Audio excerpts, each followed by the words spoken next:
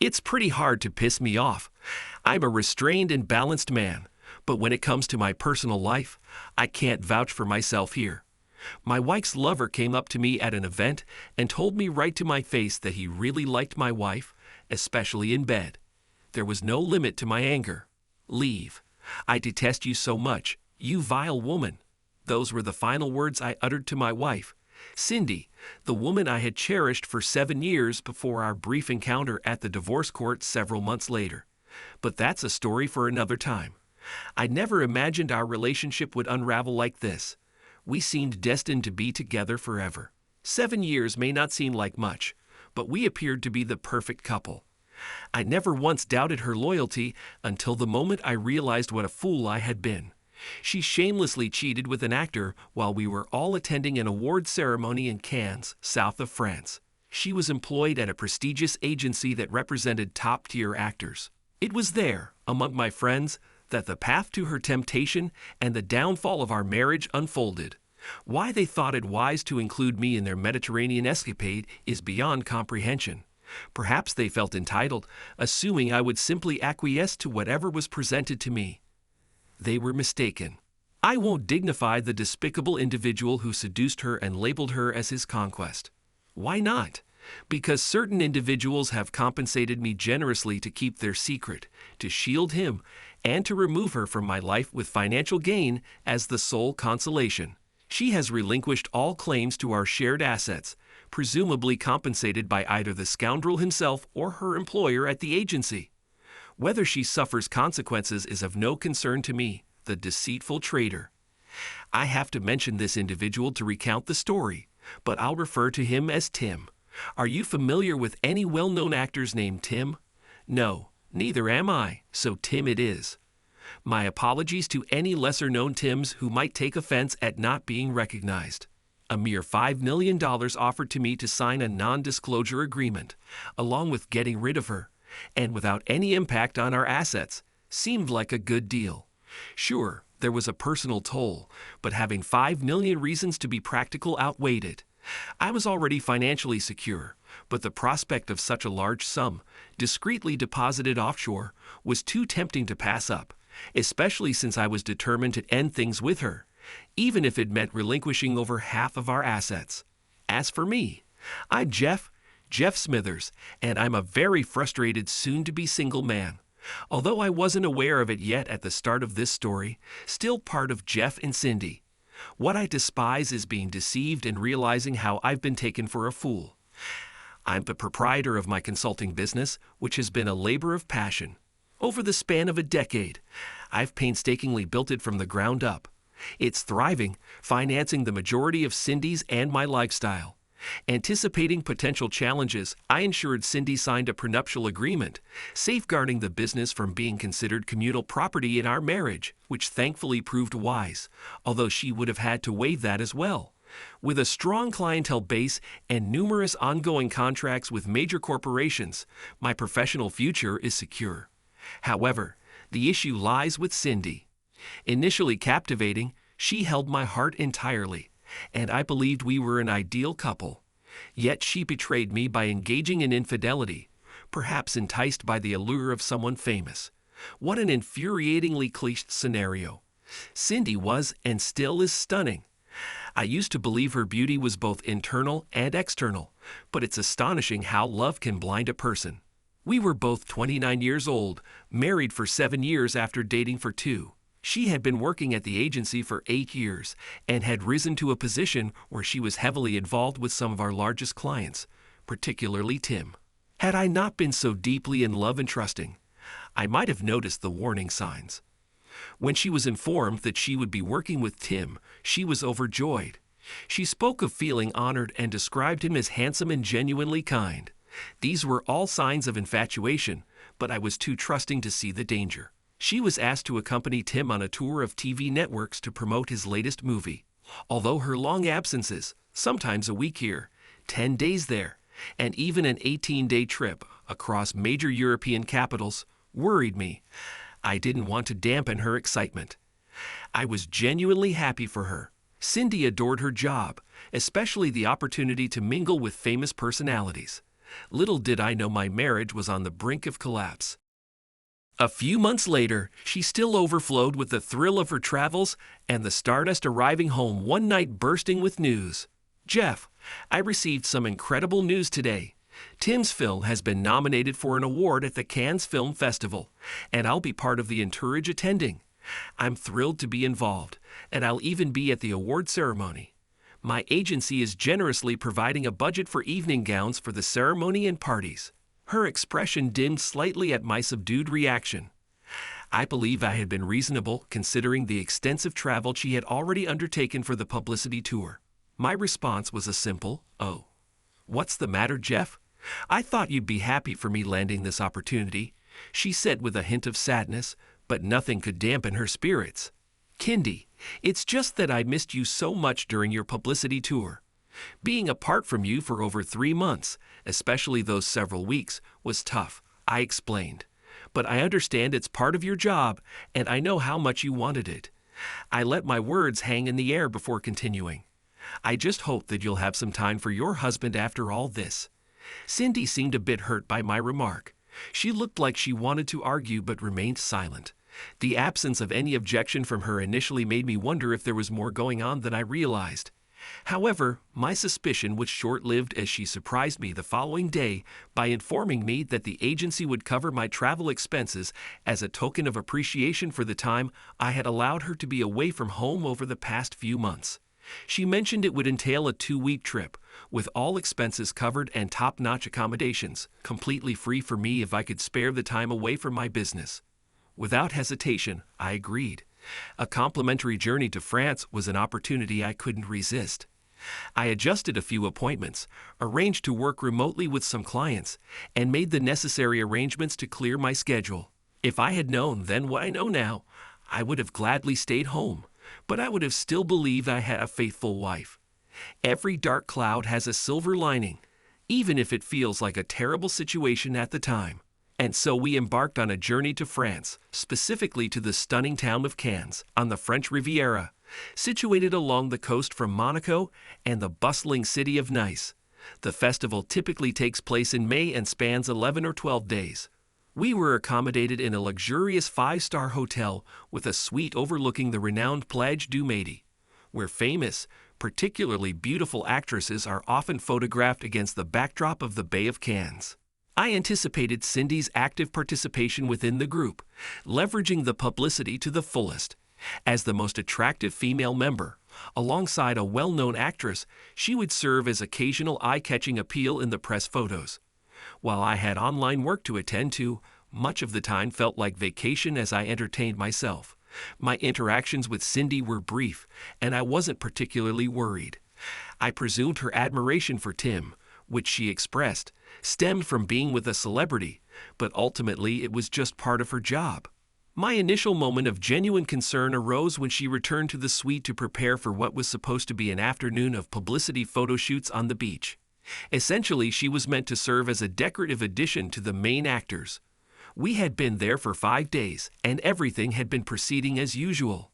When she came out of the bathroom, she was wearing what I'm afraid to call clothes. In fact, it looked like nothing more than a few strands of dental floss strung on top of each other and barely covering anything. The only thing covering her was a small piece of cloth. Although the material was partially opaque, it was obvious that if it got wet, it would show everything she had to offer. I was taken aback. I had never witnessed it before. "What on earth is that, Cindy? You're not seriously going out in public dressed like that, are you?" I exclaimed in disbelief. "Where did you get that?" "It's a gift from Tim. He said it would make the press photos sizzle. It's part of my job here, Jeff. Please don't blow it out of proportion," she responded, looking somewhat ashamed but showing no intention of changing. "Dan it, Cindy. I don't want half of France, let alone our friends at home, to see you in that outfit. You look like an adult film actress," I blurted out. After my remark, she angrily grabbed something and ran out. I decided to leave her alone, focused on my work, and ordered a simple lunch to our room through the room service. I enjoyed dinner on a small terrace overlooking Midi Beach and happened to notice Cindy and her company happily posing for numerous photographers, both professionals and amateurs. From our terrace, located about 30 meters away from us, everything that was happening there was clearly visible, but the view of my wife was the most provocative. It was also obvious that she rarely strayed far from Tim. I observed several instances of him wrapping his arm around her waist, which made me uncomfortable to witness, although it wasn't necessarily indicative of anything inappropriate. Despite my discomfort, I continued to observe as the photo shoot concluded with a few, including Cindy and Tim, heading towards the sea, while others made their way back to the hotel. The distance from the embankment to the sea was small, which allowed me to easily observe what was happening from my observation post. Again, nothing suspicious was noticeable, but eventually, after they were in the water, I noticed that she was walking back along the beach and his arm was still around her waist the whole time. I wasn't pleased with what I observed. It seemed reminiscent of what one would expect from lovers and fell short of meeting the standards of a loyal husband. For the first time, I felt genuine concern about my marriage. My mood didn't lighten when she returned to the room after another 45 minutes. She appeared completely innocent, as though she couldn't possibly be guilty of anything. I furrowed my brow and shrugged. "What's the matter?" she asked, looking puzzled by my reaction. "What's wrong?" I looked at her meaningfully.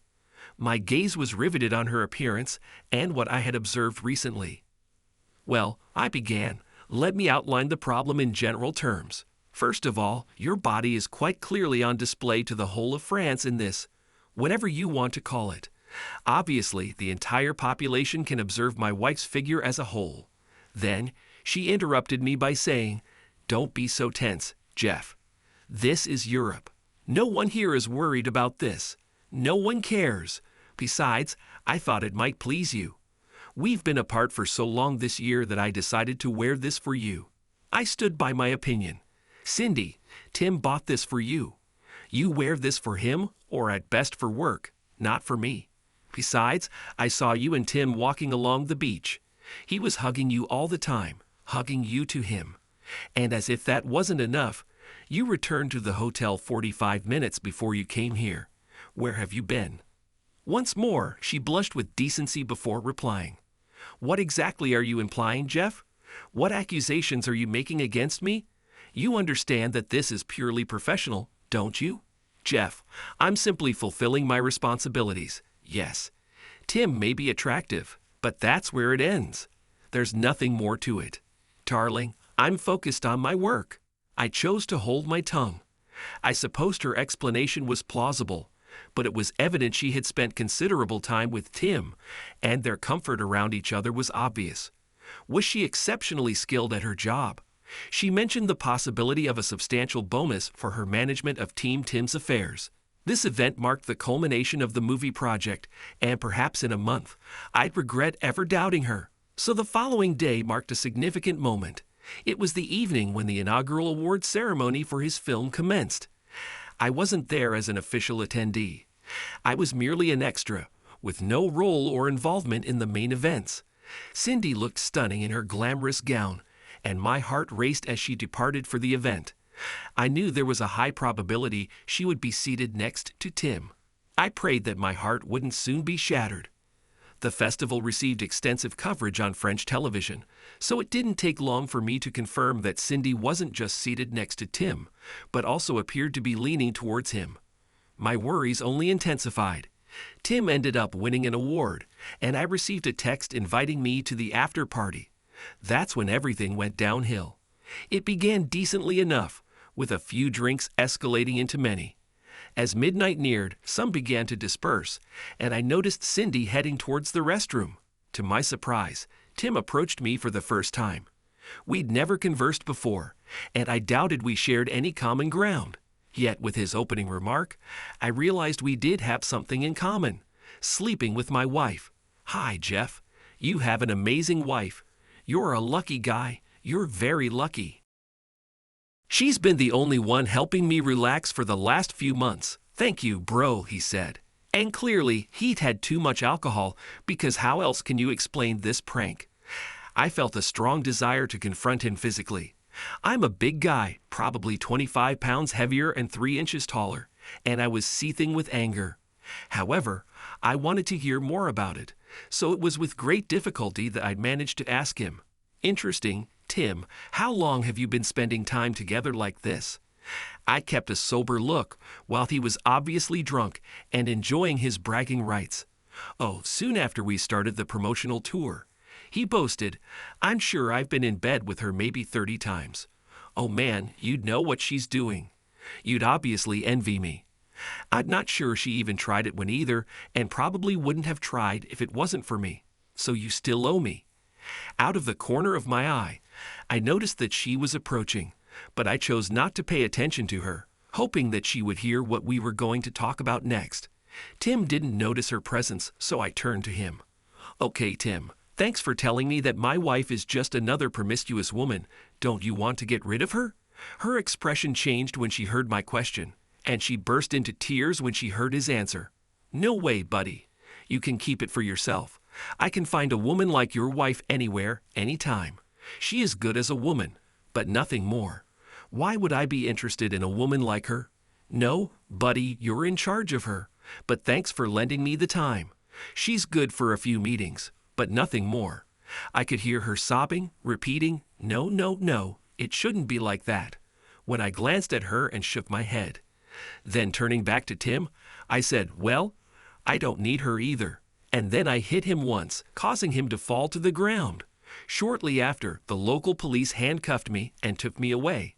Looking back, I noticed that Cindy was helping Tim up, seeking medical attention for his obviously damaged nose.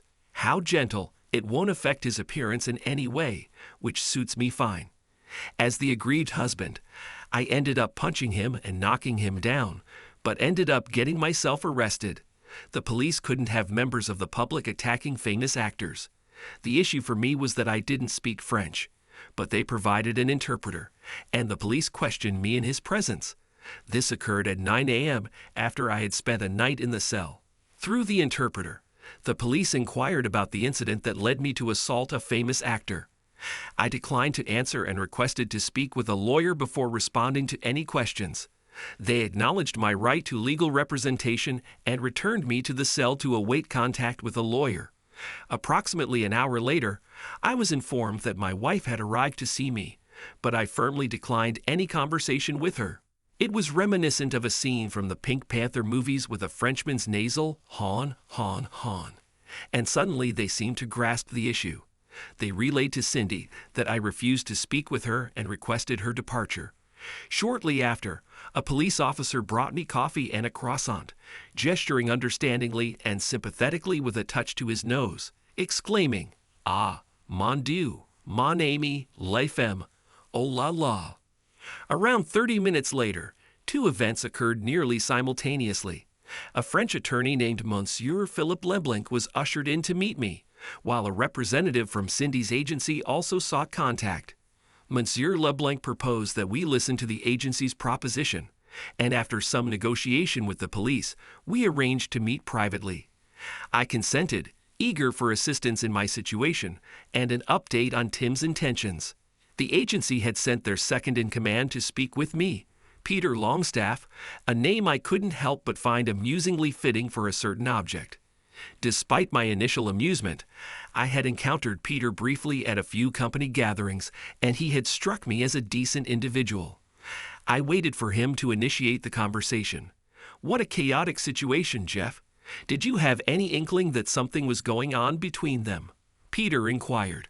I shook my head in denial. "Not a clue until I spotted them together on the beach yesterday, Peter. I never imagined she would do such a thing. I thought our relationship was solid. Did your team have any knowledge of this? I'll be frank, Jeff, because I sympathize with you. Some individuals within our circles had suspicions, but it wasn't until very late in the game, just before this whole mess unfolded. Off the record, and speaking strictly on a personal level, I'm genuinely sorry, Jeff. I did witness your altercation, and I have to admit, again off the record, I couldn't help but chuckle when you put him on the ground," Peter remarked with a smile. Yes, Peter was indeed a good person. "Jeff, do you have any plans for what you'd like to happen in an ideal scenario?"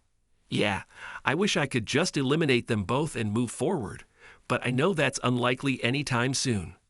"What's your plan regarding Cindy?" Can you patch things up with her? No way, Peter. I'm going to divorce her and do whatever it takes to bring both her and him down. Peter, I don't have any issues with you, but I'm pretty sure a good lawyer back home will handle this for me. If they suggest holding the agency accountable, then so be it. The agency can't escape some responsibility in this. You understand. Peter looked at me and responded, "All right, Jeff, that's what I expected. We all have our own interests here. You need to leave, and we need to keep this under wraps. Tim doesn't want any more people to know he got beat up. He's supposed to be an action hero, for God's sake." He continued, saying, "Since he's not filing charges, there won't be any prosecution. The local politicians are keen on keeping their festival untarnished, so you're off the hook. You can inform your lawyer friend he's no longer necessary, all right." The lawyer departed with a brief handshake, assured by Peter that the agency would cover his fees upon receipt of an emailed bill to the address on Peter's business card. Now, Jeff, let's get down to business. Are you set on divorce? No chance of reconciliation. I understand if you are, but I want you to know that she still cares for you deeply. She just got lost in an infatuation with a famous actor. Trust me, she'll be heartbroken. I truly wish she suffers for it, Peter. Right now, I despise her completely. She showered that arrogant jerk with everything she had to offer. If what he boasted to me is accurate, he received favors from her that I never did. Her intimacy, for starters, and much more. All right. I understand your point, Jeff. I'll pressure her to provide you with everything you need in the divorce. We'll ensure she realizes she'll face disgrace and unemployment if she doesn't comply. Jeff, I'll also propose to the board that they compensate you generously in exchange for your silence about the entire situation. With your consent, Jeff, I'm arranging for your departure and booking you on the next flight back home. Is that acceptable to you? I nodded in agreement as he went on. Please trust me, Jeff. I'll ensure that you emerge from this situation as well as possible. I apologize. I know it sounds cliché, but I mean it sincerely. I give you my word, although we're not very familiar with each other, I consider myself a man of integrity. Before you leave, Jeff, Cindy asked me to implore you to speak with her. She's unaware of my plans, but could you please have a conversation with her before you depart this evening? Peter, you're the hero in all of this, but could you promise me one thing? Will you convey these exact words to her? He nodded in agreement. Tell her she's a reprehensible, deceitful person, and I never want to see her again. Never. I'm truly sorry it's come to this, but yes, I'll relay your message to her verbatim. She'll react just as you anticipate. She'll be devastated. But Jeff, she only has herself to blame. I'll reach out to you when we return next week, and I'll present you with the best offer I can negotiate from the board. I'll also convince Cindy that she has no alternative but to comply. I'll arrange for your release, take you back to the hotel, ensure she's not in your suite upon arrival, and personally escort you to the airport for the earliest flight home. In just over 15 hours, my marriage imploded. I was consumed by pure anger and hatred towards both Cindy and that jerk Tim for what they did to me. Within another 15 hours, I found myself back home, feeling the emptiness in both my body and my house without Cindy. I knew our relationship was irreparable. I couldn't bear to stay here surrounded by memories. I planned to hit her hard in the divorce, ensuring she couldn't afford the rent. One of my first tasks was to inform the landlord that we'd be vacating. Knowing Cindy would be in France for another week gave me ample time to handle banking matters, savings, checking accounts, credit, and debit cards. Keeping busy with these tasks helped distract me from the pain of betrayal and allowed me to focus on my priorities in the divorce. Despite Peter Longstaff's reputation as a nice guy, I needed to ensure the outcome favored me. Time passed, and before long, I received a call from Peter expressing his desire to meet and discuss matters. He mentioned that he, along with a lawyer representing the board, wished to facilitate a swift and uncontested divorce. We convened in my office where Peter introduced the lawyer accompanying him, a pleasant woman named Jeannie O'Battle, whom I whimsically dubbed Jeannie in the bottle in my thoughts. Despite my initial jest, it became evident that Jeannie from the law firm Sue, Grabbit, and Rune, possessed a keen intellect and bore no resemblance to any cartoon character. Her sharpness of mind was unmistakable.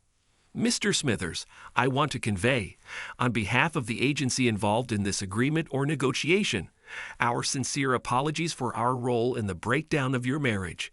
I've been given the authority to extend a substantial offer to you, contingent upon your agreement, to sign a non-disclosure agreement. Essentially, they're offering you compensation.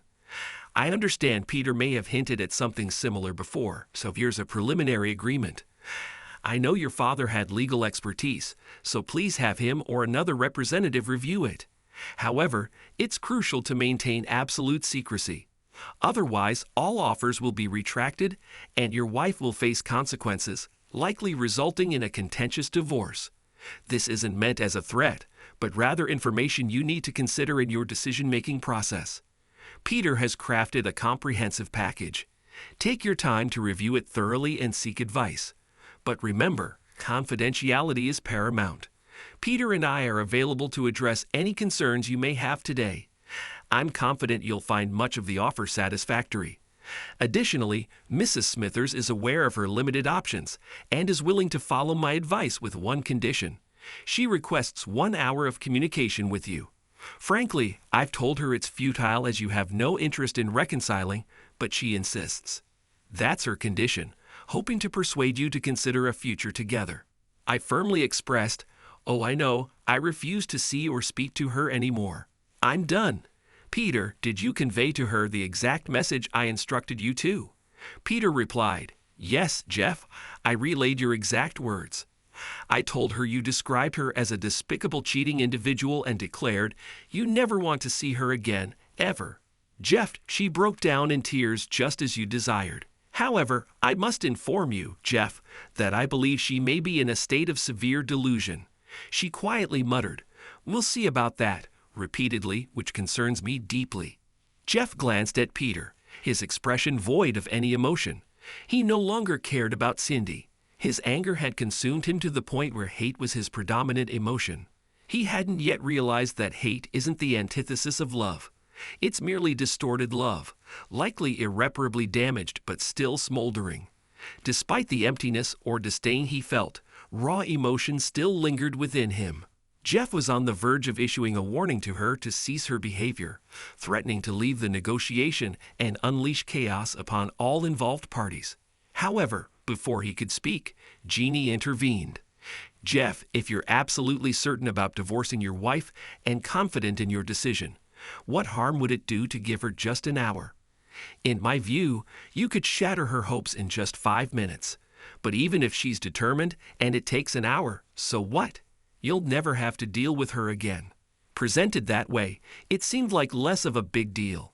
Having resolved this issue, he decided to reconsider the offer and return to discuss it with a woman whom he called a woman of easy virtue.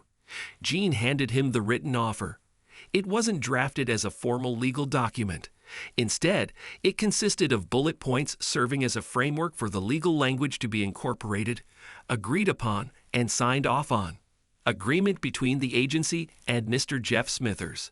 In exchange for completing a mutually agreed non-disclosure version of this agreement, the agency will pay Mr. Smithers $5 million to compensate for the distress caused by a client and an employee of the agency. The agency offers this payment as a complete and final settlement of any claim arising from the aforementioned actions.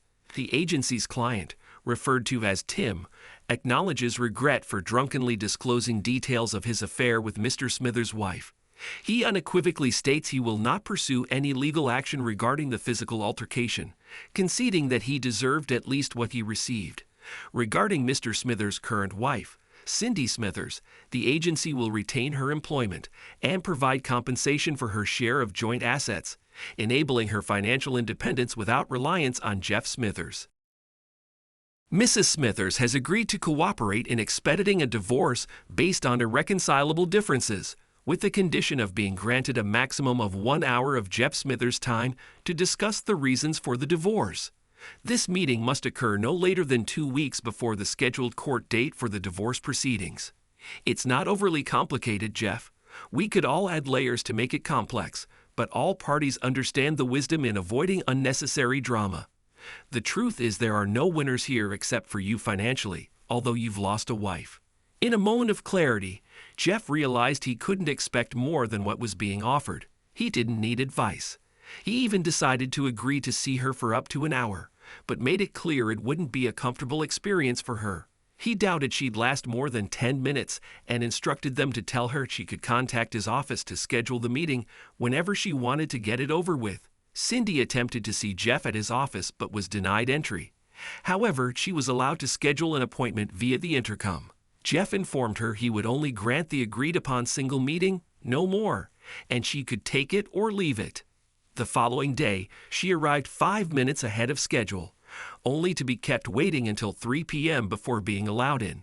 She attempted to approach Jeff for a hug, but he swiftly halted her with a raised hand, spitting out, "Don't lay a finger on me, you disgraceful wretch.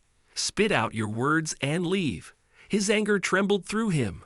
The foolish woman had been warned. Tears streaming down her face, she implored, "Oh, Jeff, what have I done? Has your heart truly hardened so much against me that even a small display of affection is unbearable? We've shared 9 years of love, Jeff. I'm your wife. I love you. Please, Jeff, I was a foolish girl infatuated with a movie star. I know my actions were wrong and selfish. Cindy, what do you expect to happen? I don't love you anymore. Didn't Peter convey my message to you? He relayed your words, hurtful as they were. But I believe deep down you still love me. We're meant to grow old together, Jeff. Cindy, are you out of your mind? You betrayed me in the most horrible way possible. You've been with him for months, even the day I saw you coming back from the beach, and it took you 45 minutes to cross the road to our room. I'm not naive, Cindy. I know what happened between you, and then you came to me as if nothing had happened. You disgust me, Cindy, and I'm filing for divorce. Please, Jeff, I'm begging you. I made a mistake, but I love you with all my heart. Please give me another chance. This is your only chance, Cindy. Just tell the truth and let's see where it leads. Your gallant lover bragged to me about what happened in his bed, something you never did to me. I want to know, so I'm going to ask. And you're going to answer with a simple yes or no. Did you sleep with him at the beginning of the promotional tour? Yes, but Just a yes or no, no comment. Did you let him do things to you that you never did to me? Yes, she quickly admitted. But Jeff, he's famous, and I exploded. He's famous and attractive, so naturally you're willing to humiliate yourself for him, right? It all makes sense. If you lack any intelligence or self-respect. Is that what you've become, Cindy? Loved is the past tense. Love is dead, gone, and will never come back. You disgust me, and you know what? You heard me tell him to leave you because I don't need you, and you heard him throw you away like trash, saying he could find someone like you anywhere. Do you understand? You mean nothing to him, just a disposable toy that he can use and throw away. Jeff, this is unfair. You agreed to give me an hour to discuss our marriage, but all you're doing is yelling at me and acting. Something within me shattered, an intensity of rage and betrayal I had never known surged through me. I wanted to inflict pain upon her, to see her grasp the reality that our relationship was over. Yet, amidst the growing hatred, the poignant ache of love for her still pierced me, creating a turmoil that felt capable of consuming me entirely. Get out. I despise you, I spat, seething with contempt. She sobbed, her anguish palpable, and fled through the door. Several months later, I encountered her again, this time at the courthouse. Her lawyer had reached out claiming she accused me of shortchanging her during our allotted hour. She acknowledged the inevitability of our separation, but sought closure, insisting on a chance to speak with me after the divorce proceedings. It seemed inconsequential, a mere half hour, but I relented. After all, once the divorce was finalized, there would be little left to discuss. Attending the final decree was the least I could do, though I felt I owed her nothing. It was simply a gesture to ease the path forward. In the months that followed, my anger faded away, replaced by a melancholic acceptance that something once so significant in my life now held little to no importance. There were moments when I drank excessively to numb the occasional pang of regret over ending things with her. A few close friends approached me about reconciliation, insisting we were great together and suggesting that starting a family might rekindle what we once had before Tim came between us. They pleaded with me to give her another chance, emphasizing how deeply she loved me, but it all felt like nonsense. I couldn't discern if they were genuinely concerned or simply acting on her behalf. Despite their apparent sincerity, their constant prodding only served to infuriate me. Eventually, I confided in a select few trusted friends, instructing them to ensure anyone mentioning Cindy would be swiftly removed from my life. And so, some of our closest friends distanced themselves from me, unable to tolerate the cold, callous person I'd become. Months later, I found myself led into a side room at the courthouse where Cindy stood alone. She appeared as beautiful as ever, but those familiar with her, like myself, could discern the damage evident in her, just as it was in me. She was attired as if for a funeral, fittingly so, for this marked the funeral of our marriage. Its last rites had been administered. It was interred, all finalized and concluded. Now came the obligatory post-mortem conversation, customary in times of mourning. We had quenched the animosity, or at least I had. She had extinguished the hope she once clung to. There remained nothing to dispute or contend over. So, hey Cindy, you're looking good. How have things been? I've had better times, Jeff. I've been seeing a therapist for a few months now. People said it would help, but honestly, losing my husband, the man I loved and still love, has made me realize how foolish I was to chase after a famous actor. I gave him what I never gave to my husband, the only person I've truly loved. It's too little, too late, Jeff. I'm deeply sorry for the pain I caused you. I wish I could undo it all and replace it with the love I still have for you, which will always be there in my heart. Jeff, I don't expect anything from you. I betrayed you, plain and simple. It's painful to realize that the man I thought was worthless now sees me the same way. But I made this mess, and I have to live with it. I wanted to see you one last time to make some kind of peace with you. I want you to know that I won't live a loveless life, but I'll always hold on to my love for you. If you ever realize its value and want it back, it'll be here for you. If you ever want it again, just ask. But I won't hold my breath. I know it's over between us, but that's the only way I can envision living my life now. I never questioned the sincerity behind her words. They resonated with truth. There would be no purpose in anything else. It would have been effortless to reach out to her, to attempt to rekindle our love, to heed the urging of our friends. Yet, I resisted. I understood that her employer still valued her, that she excelled at her job. In fact, she might be even more valuable now. Unburdened by a husband, she would inevitably find herself in the same situation that led to her infidelity. We had no future together. With the anger dissipated, only the lingering ache of a love now dead remained. Despite this, I could afford to be magnanimous one last time. Cindy, I tell you this because it's hard to extinguish a love once so fervently held. For your own sake, let go of that love. I will never reciprocate it, nor do I desire it from you. Move forward with your life, and don't dwell on me.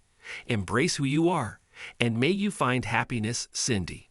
She approached me, and this time I couldn't push her away.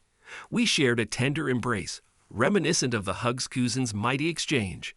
She softly uttered, "I'm truly sorry for what I did to us." Jeff then turned and slowly exited the room without looking back. It was perhaps for the best that she didn't glance back, as she would have witnessed tears streaming down my face uncontrollably.